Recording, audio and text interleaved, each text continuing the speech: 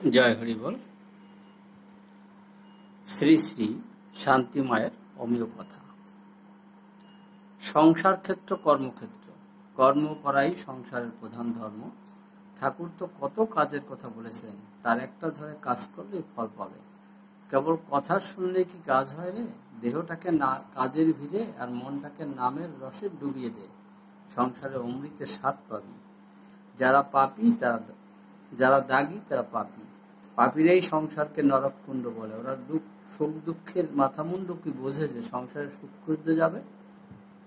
কাজ ভালো, কাজের দেহ মন দুই ভালো থাকে। ঠাকুর নিজে দিন রাত কাজ করেন, তোরা কাজ ছাড়া থাকবি কেন? এক দণ্ড কাজ ছাড়া থাকবি না। নিজের কাজ না থাকলে পরের কাজ করে দে, ঠাকুর তোকে 10 গুণ ফল দেবেন। তবে কাজটি তার ঠাকুরের এ বোধেই করতে হবে, অহংবোধে করবে না। ভগবানের সংসারে ভগবানের কাজ করছি এ বোধ 2-1 দিনে হয় না। আন্তরিকভাবে ঠাকুরকে ধরে কাজে নামলে তবে সে ভাবটি আসবে, তখন সকল কাজ তার হবে।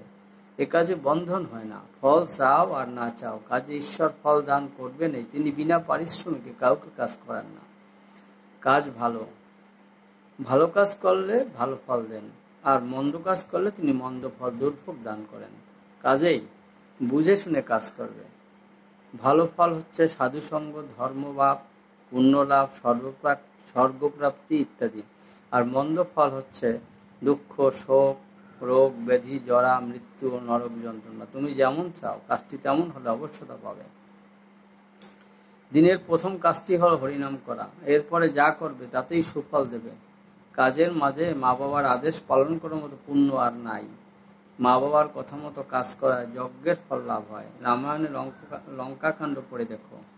কাজও একরকমের উপাসনা। ঠাকুরের কাজ তপস্যার সে কম নয়। সাধন ভজনের পাশাপাশি ঠাকুরের সন্তুষ্টির জন্য কাজ করলে বেশি ফল লাভ হবে। বাবা মা সকল, তোমাদের নাম আর কামের মধ্যে মিল থাকা চাই। মুখে হরি গৌর বলছো আর মাপে কম দিচ্ছ, ওদিকে আবার আলি ঠেলে পরের জায়গায় নিচ্ছ। এমন নাম আর কামে কোনো ভালো ফল পাবে না, তবে মন্দ ফল, তার স্বাদ হবে ভারী তেতো। সংসার বাঁধনে মায়ার দড়ি বড় শক্ত, দুঃখ বেদনা সত্য, তাই সব সংসারেরই লোক একত্রে থাকে, দিন কাটায়। মায়ার রশি থেকে কারো রেহাই নেই। তবে নামে মত্ত হলে বাঁধন শিথিল হয়, তখন সুখ ভোগ করা যায়।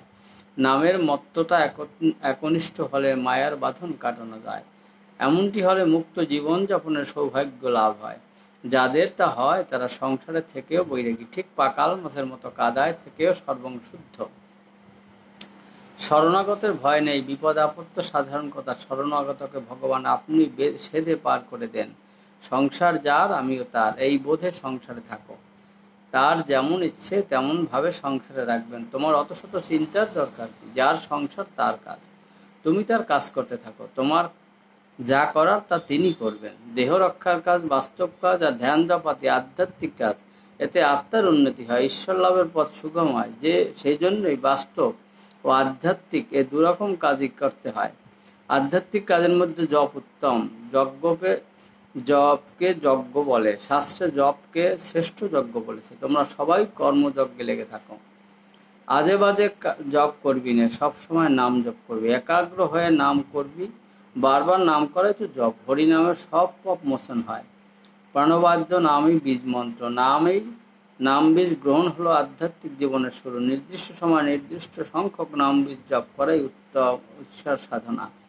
মন্ত্র জপে মন পবিত্র হয়, আত্মা ঈশ্বরমুখী হয়, আর ঐশী শক্তি লাভ হয়। মন্ত্র শক্তি ভক্তকে ঈশ্বরে যুক্ত করে দেয়। তোরা ত্রিসন্ধ্যায় হরিনাম মহামন্ত্র জপ করে যা। জয় হরি বল।